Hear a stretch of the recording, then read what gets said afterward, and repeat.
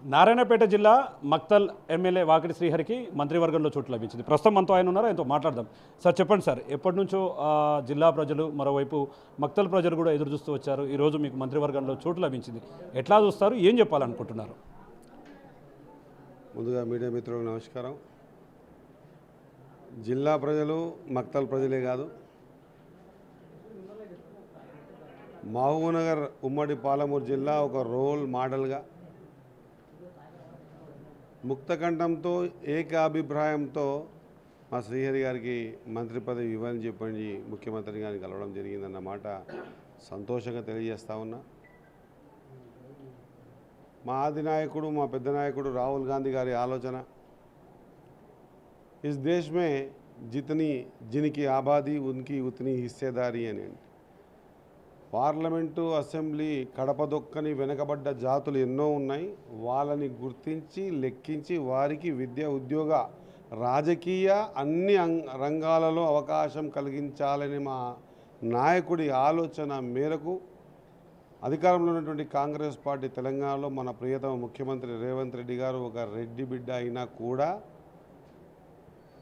BC కులగణన చేసి ఎస్సీలు ఎంత, ఎస్టీలు ఎంత, బీసీలు ఎంత, మైనార్టీలు ఎంత, ఓసీలు ఎంత లెక్కదీసి సాహసోపేతమైన నిర్ణయం 42% రిజర్వేషన్ ప్రక్రియను ముందుగానే అడ్వాన్స్ అనౌన్స్ చేసి అసెంబ్లీ తీర్మానం చేసి సెంట్రల్ గవర్నమెంట్ పంపించడం జరిగిందన్న మాట గుర్తు చేస్తూ, మరి చెప్పిన మాట ఉత్తి మాటనే కాకుండా మాటలతో కాలయాపన చేయకుండా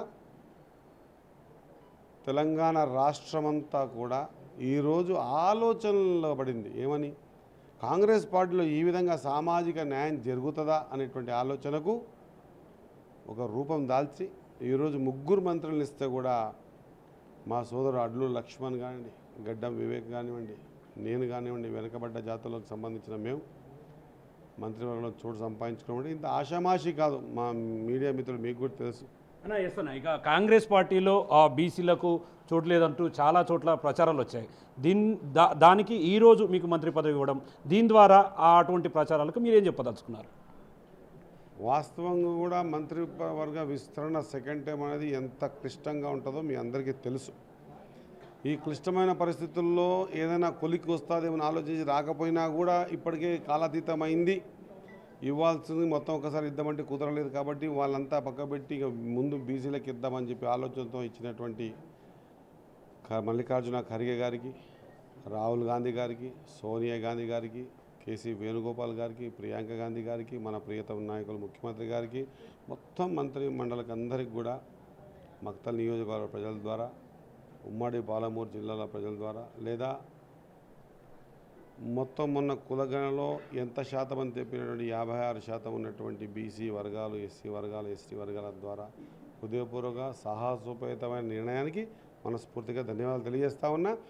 సరే, నువ్వు కామెంట్స్ చేయడం కామన్, కానీ ఒక మాట ఏంటంటే, నాలాంటి ఒక మామూలు కార్యకర్త కింద కౌన్సిలర్ స్థాయికించి అంచెలంచెలుగా పార్టీనే నమ్ముకొని పార్టీలో ఉన్నందుకు ఆ సామాన్య మామూలు కార్యకర్త కౌన్సిలర్ని కూడా తీసుకొచ్చి ఈరోజు మంత్రి మండలిలో కూర్చోబెట్టేటువంటి ఆలోచన విధానం ఈ దేశంలో ఏ పార్టీకైనా ఉంది అంటే అది కాంగ్రెస్ పార్టీకి ఉందని చెప్పేసి మరొకసారి రుజువైంది. దీని ద్వారా నేను ఈ వెనుకబడ్డ జాతుల్లో ఉన్నటువంటి మా సోదరులందరినీ కోరుతా ఉన్నా, దయచేసి మనమంతా ఏకం కావాలి. మనం ఏకం కావడం అంటే అగ్రవర్ణాల మీదనో ఇంకోరి మీదనో దాడులు చేయడం అని కాదు. మనం ఆలోచన పరంగా ఏకమై ఆర్థికంగా ఏ విధంగా బాగుపడాలనే ఆలోచనతో ముందుకు పోయి ప్రభుత్వంతో ద్వారా వచ్చే సంక్షేమ పథకాలను మనమందరం కూడా లబ్ధి చేకూర్చుకొని మన జీవన విధానంలో కొంత ఆర్థికంగా బాగా కావడానికి ప్రభుత్వం సీరియస్గా ఉంది అన్నమాట మరొక్కసారి ఈ 6 గ్యారంటీ స్కీములు కానీ ఇతరత్ర చేస్తున్నటువంటి ప్రతి అంశం కానీ చెప్పినవి కానీ చెప్పనివి కానీ ఇన్ని చేస్తూ ఉంది. ఇప్పుడు మనం చెప్పాల్సినంత ఒకటే, ప్రభుత్వంలో ఈరోజు మా వాళ్ళు కూడా ఉన్నారు, మా వాళ్ళకు అవకాశం ఇచ్చిందని చెప్పేసి ఆలోచనతో ముందుకు వచ్చి ప్రభుత్వం ద్వారా లబ్ధి చేకూరే ప్రతి అంశాన్ని కూడా మీకు, మీ కుటుంబ సభ్యులకు అందరికీ కూడా వర్తించే విధంగా చూసుకోవాలని కోరుకుంటూ మీ అందరి తరఫున, ముఖ్యంగా మా మక్తల్ నియోజకవర్గం తరఫున, దాంట్లో మక్తల్ నియోజకవర్గం తరఫున మాకు ధన్యవాదాలు తెలియజేస్తా ఉన్నా ప్రభుత్వానికి, అధిష్టానానికి. అట్ ద సేమ్ టైం ఉమ్మడి పాలమూరు జిల్లాలోని అందరి ఎమ్మెల్యేలకు కూడా మా మక్తల్ నియోజకవర్గ ప్రజల తరఫున వెనుకబడ్డ జాతుల తరఫున నా హృదయపూర్వక ధన్యవాదాలు తెలియజేసుకుంటూ ప్రభుత్వం ద్వారా ఇచ్చిన ఈ అవకాశాన్ని పూర్తి స్థాయిలో ఎక్కడ కూడా వాళ్ళ నమ్మకాన్ని వమ్ము చేయకుండా ఎస్ అన్న అక్కడికే వస్తున్నాం. మంత్రికి ముందు మంత్రిగా తర్వాత వాకిటి శ్రీహరి ఏం చేయబోతున్నారు, ఎలా ఉండబోతున్నారు అంటే ఏం చెప్తారు? మంత్రికి ముందు మంత్రికి తర్వాత కంటే నేను రాజకీయాల్లో మా నాయన లేడు, మా తాత లేడు, వార్డు కౌన్సిలర్ కూడా ఎవరు లేరు మా కుటుంబంలో. నేను కౌన్సిలర్కి ముందు, మినిస్టర్ తర్వాత. ఎక్కడ కూడా దినం మారింది, డేట్ మారింది, సంవత్సరం మారింది, నా వయసు మారింది తప్పించి నేను ఎక్కడ మారలేదు. నా జీవన విధానం ఆఖరి శ్వాస వరకు కూడా భగవంతుని కృపా కటాక్షం ద్వారా ప్రజల మధ్యనే, ప్రజల కోసమే, వారి సంక్షేమం కోసమే ప్రయత్నం చేసేటువంటి ఒక అవకాశాన్ని భగవంతుడు ఇచ్చింది. కాబట్టి సదా రుణపడి ఉంటా భగవంతునికి, మా మంత్రిమండలికి, మా పార్టీ అధిష్టానానికి.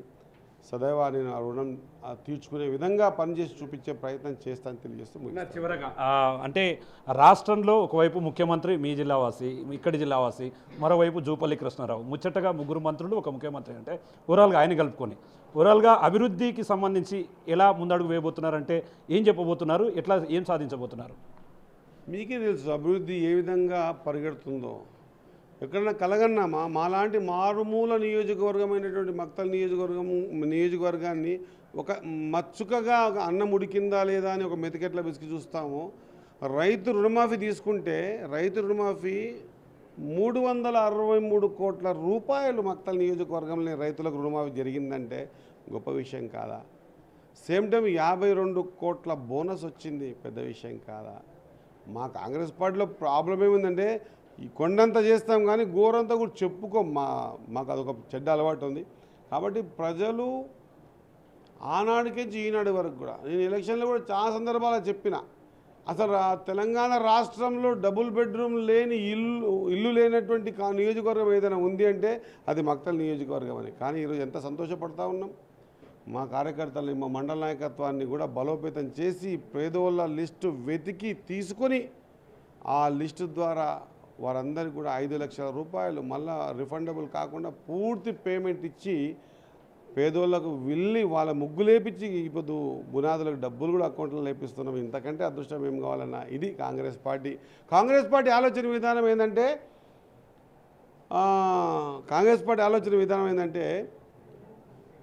ఎన్నుకున్న నలుగురికి కాదు, లైన్లో నిలబడ్డ ఆఖరోనికి కూడా ప్రభుత్వ పథకాలను ఏ విధంగా ఇవ్వాలని ఆలోచన చేసే party Congress party. Thank you.